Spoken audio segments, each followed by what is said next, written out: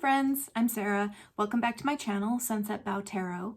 So we're pretty far into April and I figured it was about time for me to get going on filming my March wrap up and recap. I think March was a weird month for pretty much everybody in the whole entire world. It was also weird for me. I will say that my general day-to-day routine didn't change very much as a result of what's been going on with COVID-19 and everything like that. I'm very fortunate in that I'm still employed. I already worked from home, so the conditions of my job haven't changed at all. I still go to work every day the same way I did before, which is walking down my stairs into my home office and going to work. My company transitioned pretty easily to 100% work from home, just by nature of the work we do. It went pretty smoothly. So on the whole, my day-to-day routine is pretty similar to what it was before. I also am a very introverted person, so while it's weird to not be able to get out of the house and see friends and see family and, you know, go to choir, go sing do my singing lessons, like all the things that I used to do, I already did have a fair number of kind of quiet at home sort of hobbies. So I'll be talking about those a little bit coming up in the future, but I know a lot of you already know, like I already do a lot of crocheting and I already put together a lot of jigsaw puzzles. So yeah, like my day-to-day routine hasn't changed very much aside from the kind of added anxiety of everything that's been going on. I figured I would talk a little bit about the normal categories of things that I like to talk about in my monthly wrap-ups. So let's start with decks that I really enjoyed during the month of March. So the first deck that I wanted to talk about that I really enjoyed and used a lot during the month of March is the Gorgon's Tarot. Here are the backs. This is actually the small version. This is an edition of the deck that just came out, and I just got it the other day. So I did do a video talking about the small version, but before I got this one, I was actually using the large version of this deck, which is quite a bit bigger. But now that I have the small version, I'm pretty sure I'll be using this one pretty exclusively, I'd guess. It's just way easier to handle than the large edition. It's a beautiful deck. It has a very particular feel to it psychologically to me. I don't entirely know what it is about this deck or how to fully explain the feeling that it gives me. It definitely has kind of a pretty strong feminist angle to it, which I really like. I love the artwork. I find it really interesting. I think that a lot of what the creator did with this deck in terms of the thought that she put into it is really interesting when you read about what her thinking was in the guidebook for it. So I really think that this is a wonderful deck. It's the first round deck I've ever owned, and I think it's really special. It speaks to a particular like part of my psychological landscape. Like I don't know how else to explain it. It's really weird, but I really love it. And I've been enjoying it a lot. So that's the Gorgon's Tarot. And again, this is a deck by a creator named Dolores Fitchie. It's a Schiffer / Red Feather deck, and they did just come out with the smaller edition of it, which you can get direct from their website, and it's $10 including shipping. It doesn't come with a box or a guidebook, but the deck itself is $10 including shipping. So the little version of this deck is an unbelievable deal if you've had your eye on this deck at all and had any interest in getting it. So the other deck that I got during the month of March that I've really been enjoying, surprisingly, is a deck that I never thought I was ever gonna get. And I actually got the Deviant Moon. And this is one of those decks where I thought for so long that I was actually like sort of repulsed by the imagery to a degree. And I knew a lot of people loved this deck, and I saw people talk about it a lot, how much they loved it. And I always just saw it and was like, oh God, I don't think I can deal with that. I really didn't like the imagery of it. And then I heard so many people whose tastes I really think I share in a lot of ways and whose opinions I trust talk about how they felt similarly about this deck and it ended up really surprising them. And I thought, okay, I'll I'll give it a shot. You know, it's a mass market deck. It's not super expensive or anything. I'll go ahead and I'll order it and I'll see how it goes. And the interesting thing about this deck is that the reaction that I had to it in person was completely different from the reaction that I had ever had to it looking at the imagery online. I think it had something to do with actually finally taking a really close look at this imagery and actually paying more attention to what it's trying to say, as opposed to just my immediate reaction to what the imagery looks like. Because this deck actually speaks to the shadow meanings of all these cards in a really, really incredible way. And I don't know what it was. As soon as I started looking at it and really thinking about it and, you know, really going through card by card and thinking about what was actually going on in the card and letting myself actually dive into the meaning, as opposed to just going, ugh, you know, when I saw the imagery, it started to just really connect and gel in a way. And I started to really love it and start to feel like friends with it. I don't even know how to describe it. Like, it started to feel like it had really, really interesting, helpful things to say to me, and it started to feel friendly. I don't know how else to describe it. So I had just a reaction to this one that I completely didn't expect.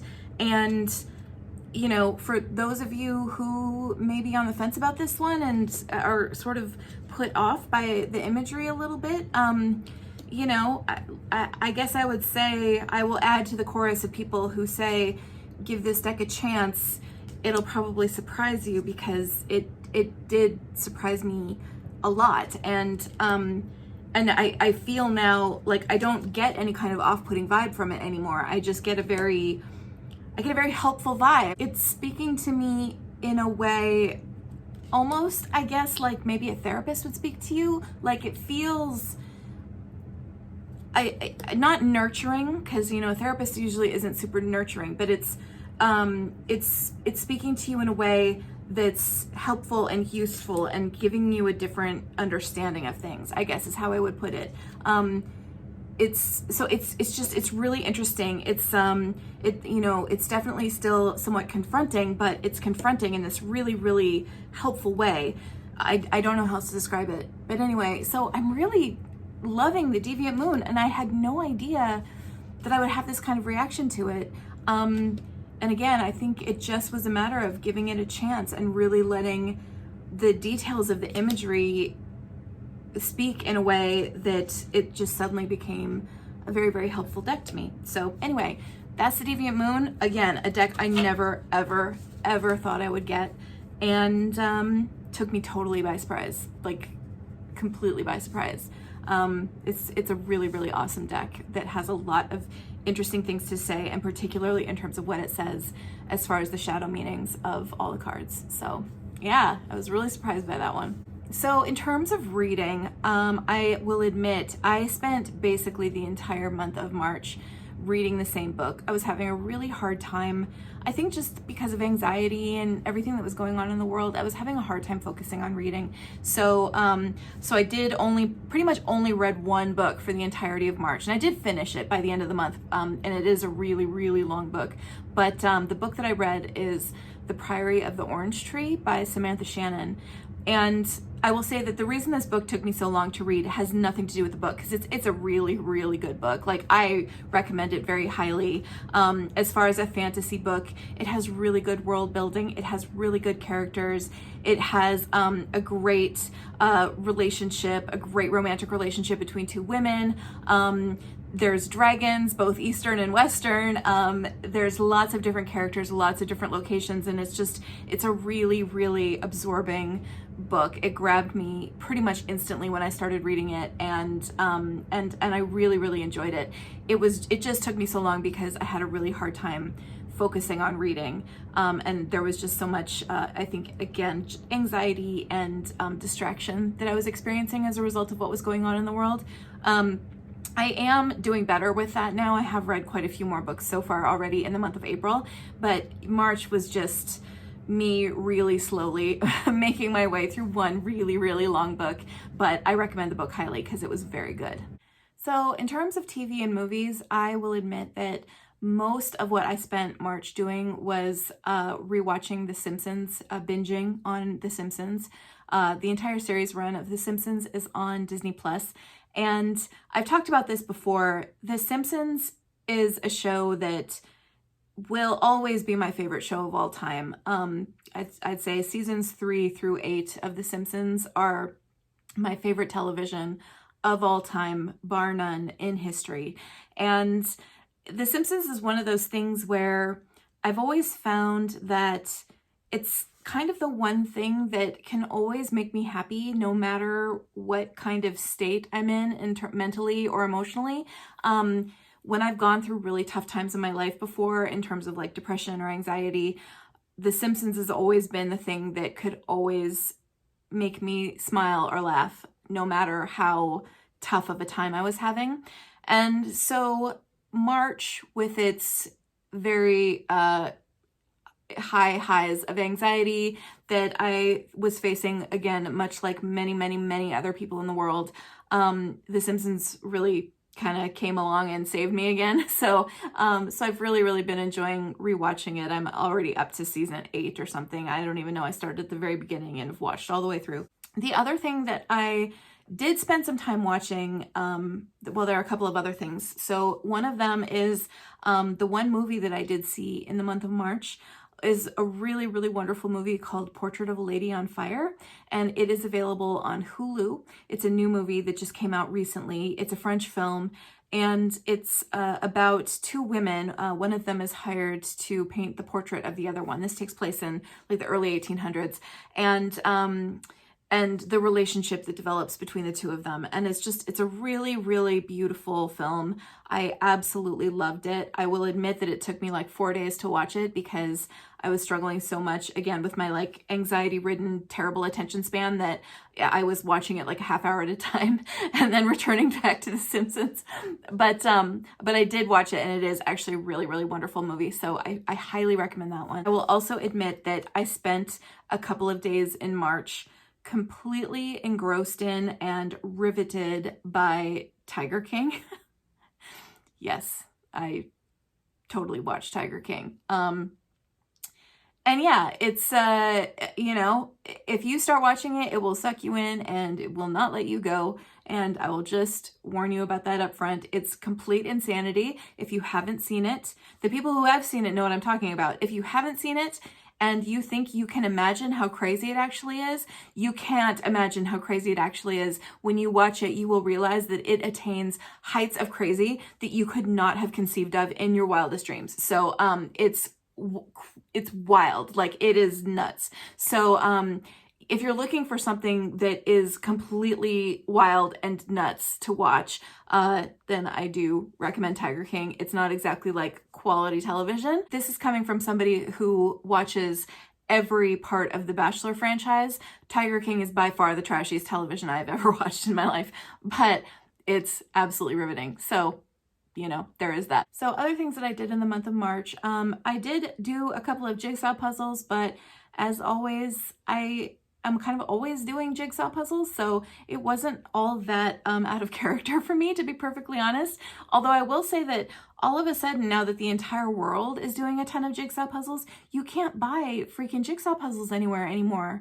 You can't find, they're all out of stock on Amazon, they're all out of stock Target, everywhere that I look to try to order a jigsaw puzzle, especially Ravensburger ones, which are, I'm like picky about jigsaw puzzle brands, because you know, when you start doing a lot of jigsaw puzzles, you kind of start to get picky about jigsaw puzzles.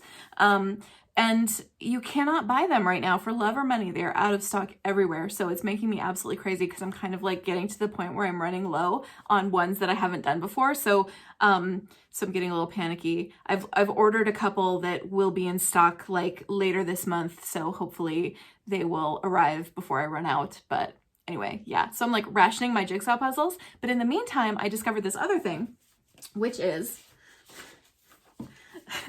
again, a really good mindless activity when you're stuck in your house, and that is paint by sticker. So I found this book on Amazon. It's like $10 for this book, and it's paint by sticker. This is the one that is like fine artworks of paint by sticker, but there's other, you know, themes and everything like that too. And it literally is like there's a background, and you know, you get this background, everything's numbered, and then there's sheets of numbered stickers that you stick where they're supposed to go on the background. That is all it is. Again, completely mindless. It's basically like, if you like jigsaw puzzles or paint by number, this is like the tidiest, most mindless way you can possibly do it. So I've done a couple of them. So here's Flaming June by Frederick Lee, and here is a Monet, and here is a Van Gogh. So anyway, I've been enjoying paint by sticker. What can I say? Like, again, if you're looking for something mindless, or if you're like me and struggling with anxiety has given me a very short attention span for anything that requires any brain power whatsoever, paint by sticker has been quite the balm. So I've been enjoying it a lot. Other activities that I've been doing during the month of March, I have been trying to learn how to knit. If you've watched my channel before, you probably know I'm a big crocheter. I've crocheted for a really long time and I love to crochet.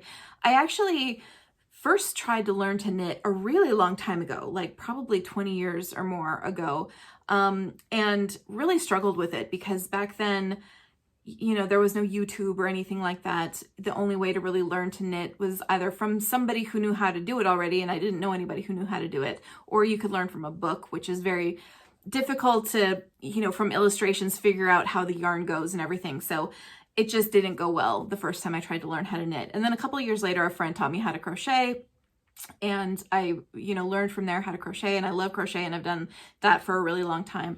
But I sort of thought, oh, you know, it would be kind of cool to actually learn how to knit. You know, now that I can crochet, I feel like I can sort of handle yarn a little bit better. There's lots of videos on YouTube. Like, there's so much content about helping people learn and troubleshoot and, you know, figure out knitting.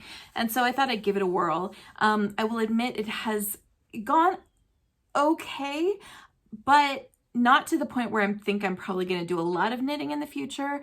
I've gotten to the point where I can do the basics. You know, I can like cast on, do a knit stitch, do a purl stitch, cast off, all that stuff. It's just, it's like I haven't gotten to the point where the motion feels like second nature, or my tension's good, or any of those kinds of things. You know, the kind of stuff where you like really need to practice a lot to get good at it. That's where I'm still struggling, is those kinds of things. And because of the fact that I have practiced crochet long enough that I am good at those kinds of things when it comes to crochet, I keep getting the feeling like, you know, anytime I think about doing a knitting project, I'm always like, oh, what if I just did that in crochet and it would take me like a third as long and be way better? So, you know, like, so it's hard to find the motivation, I think, at this point to really spend the time practicing to get good enough at knitting. But I do feel like it was enough of an accomplishment to at least learn the basics so that I could decide whether or not I want to keep working at it. So the final really quick thing that I wanted to mention is that I am just shy of 50 subs away from hitting the 1,000 subscriber mark, and I'm really excited about the giveaway that I'm going to be doing when I hit 1,000 subscribers. So if you're just kind of wandering by and have any thought or inclination about subscribing, if it's any extra inducement, I'm going to be doing a giveaway that I'm pretty excited about when I hit 1,000. So just so you know, I'm really looking forward to that. Hopefully we'll be hitting 1,000 sometime in the next month or so, and I can go ahead and do my giveaway. That's my wrap up for the month of March. I think, like most people, it's been a very weird month for me. And I know it has been for, like I said, basically everybody on the face of the earth. We're all adjusting to a new way of living, and it's been really weird and scary time. I hope that you're all well and safe, and you know, finding ways to, you know, find some enjoyment and, you know, spend time doing things that you love to do, and, you know, really take good care of yourself and engage in those kinds of self-care activities that are good for your mental and physical health. So wishing you all well, and hoping that you and your families are all well and safe. Thanks so much, you guys. Have a great one. Bye-bye.